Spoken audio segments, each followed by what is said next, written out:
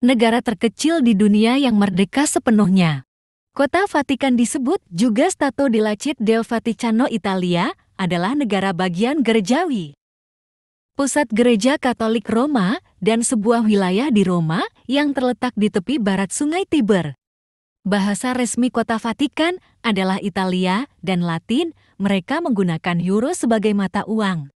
Sejak tahun 1929, ketika Paus mencapai kesepakatan dengan Mussolini, Perdana Menteri Italia saat itu, Vatikan adalah negara merdeka. Wilayah itu jadi negara terkecil di dunia dengan hanya 0,44 km persegi. Tembok abad pertengahan dan Renaissance membentuk batasnya kecuali di tenggara di lapangan Santo Petrus Piazza San Pietro. Dari 6 pintu masuk, hanya 3 yaitu Piazza, Arco della Campana lengkungan lonceng di fasad Basilika Santo Petrus, dan pintu masuk ke museum dan galeri Vatikan di dinding utara yang terbuka untuk umum. Masih banyak hal lain tentang Kota Vatikan. Berikut 6 fakta menarik Kota Vatikan yang dirangkum oleh Ananda TV. 1. Kediaman Paus. Istana Vatikan adalah kediaman Paus di dalam tembok kota. Tahta suci adalah nama yang diberikan kepada pemerintahan Gereja Katolik Roma yang dipimpin oleh Paus sebagai Uskup Roma. Dengan demikian, otoritas tahta suci meluas ke umat Katolik di seluruh dunia. Sejak tahun 1929, ia tinggal di Kota Vatikan yang didirikan sebagai negara merdeka untuk memungkinkan Paus menjalankan otoritas universalnya. 2. Kedaulatan dilaksanakan Paus.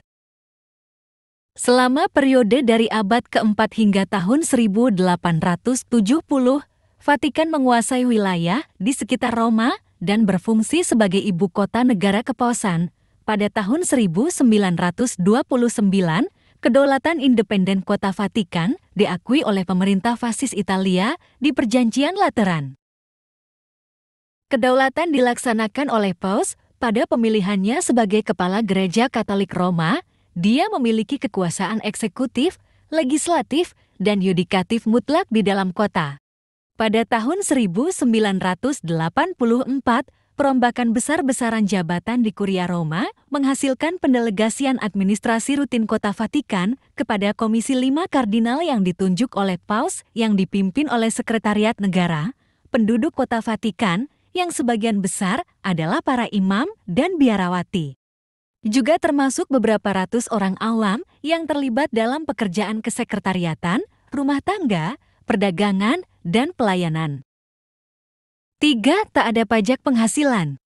Kota Vatikan memiliki sistem telepon, kantor pos, taman, observatorium astronomi, stasiun radio, sistem perbankan, dan apotek sendiri, serta kontingen Garda Swiss yang bertanggung jawab atas keselamatan pribadi Paus. Sejak tahun 1506, hampir semua persediaan, termasuk makanan, air, listrik, dan gas harus diimpor.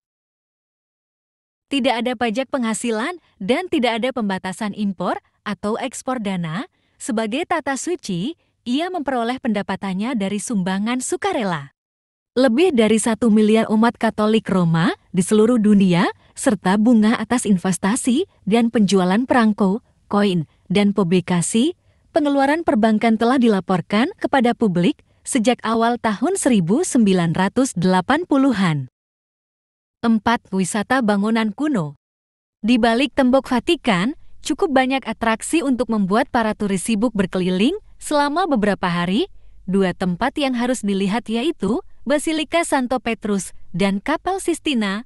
Namun Istana Vatikan berisi kamar-kamar megah yang dihias para seniman-seniman terbesar di zaman mereka, beserta koleksi berharga di lebih dari selusin museum. Bangunan yang paling mengesankan adalah Basilika Santo Petrus, dibangun pada abad keempat dan renovasi kembali pada abad ke-16. Didirikan di atas makam Santo Petrus, tempat itu merupakan bangunan keagamaan terbesar kedua setelah Basilika Yamoussoukro. Selain museum utama, koleksi yang lebih kecil akan menarik minat khusus seperti patung kuno Museum Ors Chular Art, Museum of Sacred Arts menemukan dari katakombe dan gereja-gereja Kristen awal. Selain itu, terdapat koleksi lebih dari 800 karya seni religius modern oleh Matisse, Dali, Munch, dan Rouault. 5. Perpustakaan Vatikan. Berbagai barang peninggalan yang berharga membuat Perpustakaan Vatikan terkaya di dunia.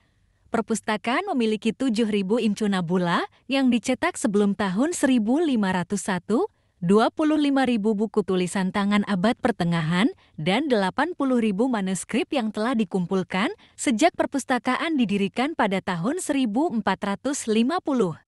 Bukan hanya buku lama, tidak menghitung semua buku yang dicetak sejak akhir abad ke-15 di aula.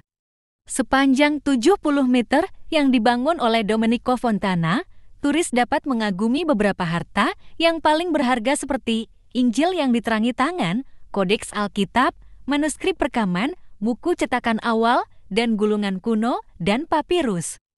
Perpustakaan juga mempunyai koleksi koin dan medali keposan yang belum lama ini diperluas. 6. Punya koleksi patung kuno terbesar.